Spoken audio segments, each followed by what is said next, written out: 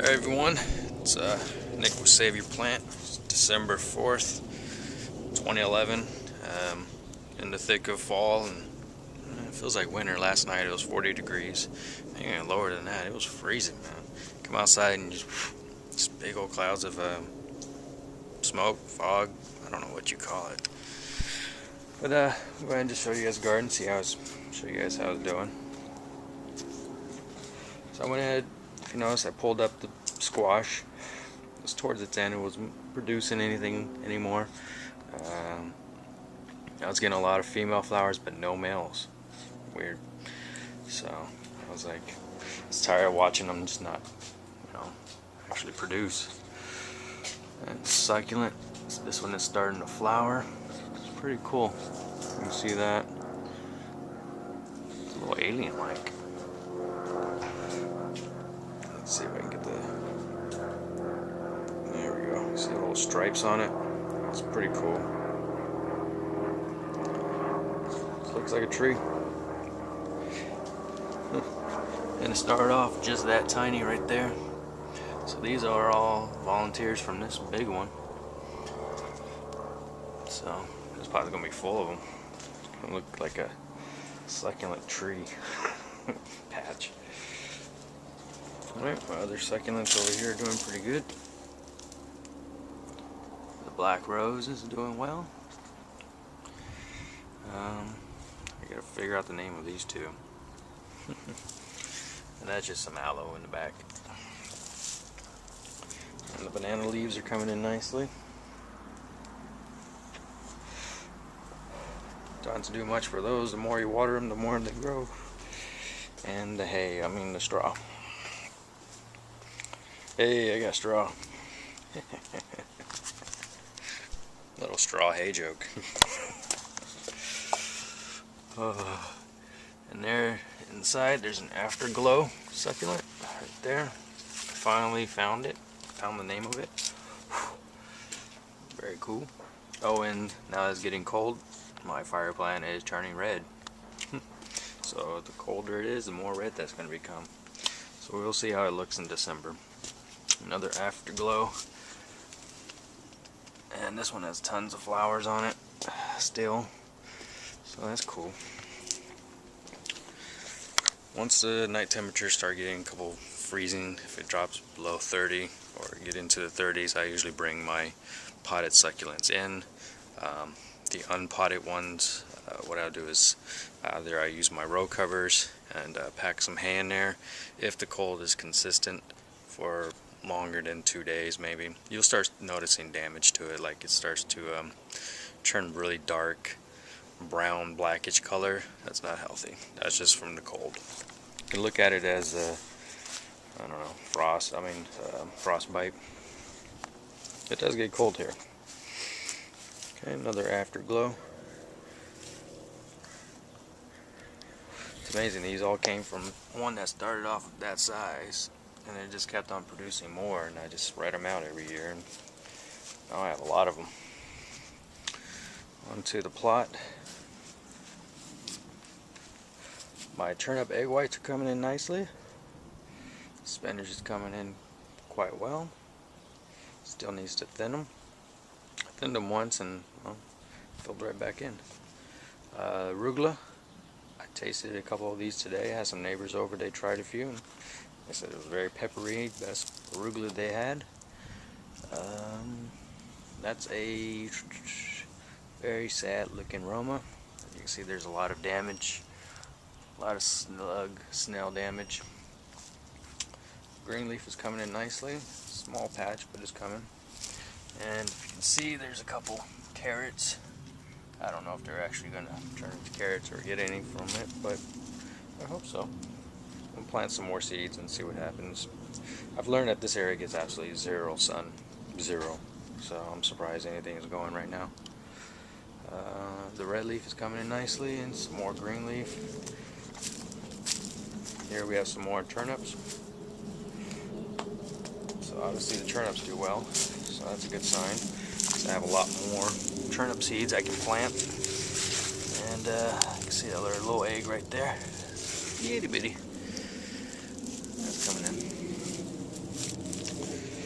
The squash, the black zebra, or the black squash, pretty much decimated by bugs.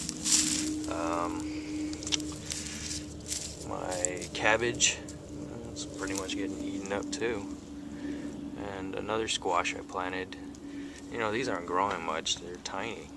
By now it should have been covering at least this area. In the beginning I wasn't too worried about the slug damage, because once the plant really takes off and spreads out, you know, 5, 10, 15, 20 feet, a little bit of damage on one leaf isn't going to affect it. But seeing that I'm not getting any sun, very little growth, slugs are just tearing away at what's there, and not much.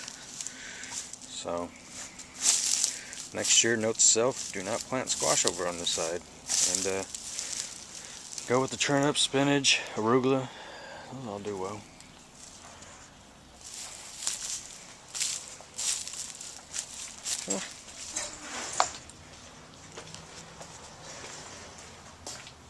Yep, still got a lot of this hay, a lot of this straw. I can't figure out what to do with all of it. My row covers, so they're ready to go whenever. And show you the inside.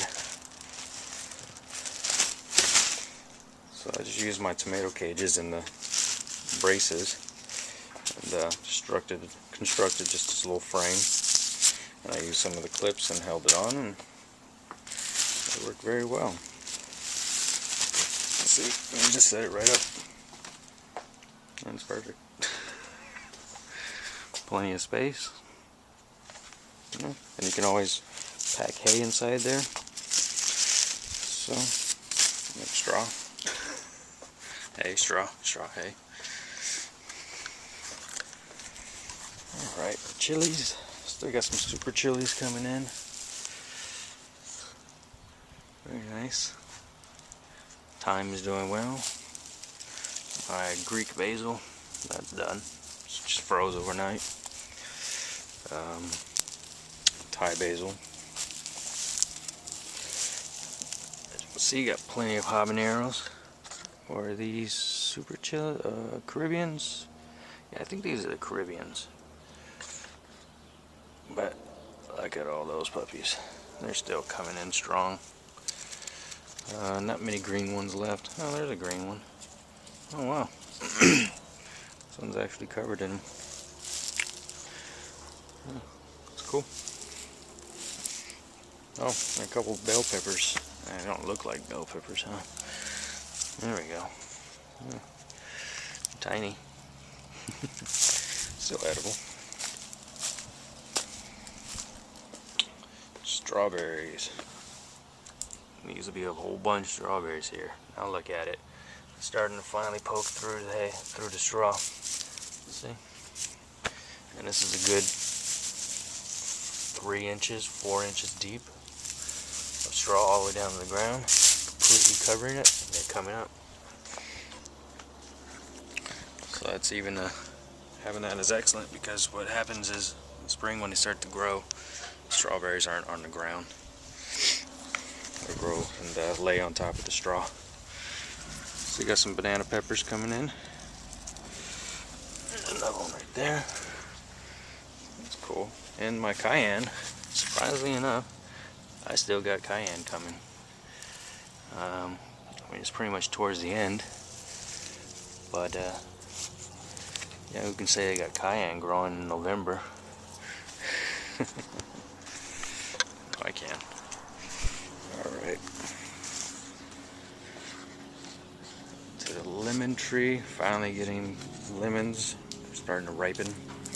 As you can see. Very cool. So I finally was able to pick a couple lemons. They took forever. I mean, those are the lemons that started. They were on there when I bought it.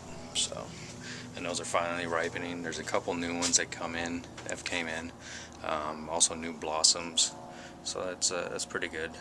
I'm really expecting a good crop around springtime, throughout the summer. Looks like it's finally rooted.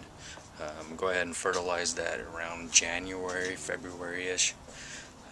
in the middle of winter, so that I have a strong spring and summer crop. Alright, see you guys later, and try to do more videos, but it's a little chilly, so I've been doing a little bit more cooking. You should go check out my food channel, 30-minute foodie. Posted a couple of videos, or did some editing today. I'm gonna go ahead and post them today along with this video, which I will not edit. For some reason I kind of prefer it this way for my gardening. So alright, so that's the overall garden.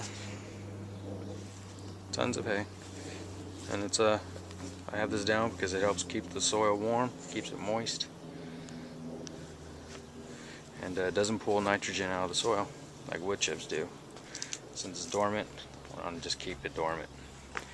And in the spring, what I'll do is, if I still find myself with a lot of straw left, I'm gonna go ahead and just rake it and turn it under, or just turn it all under.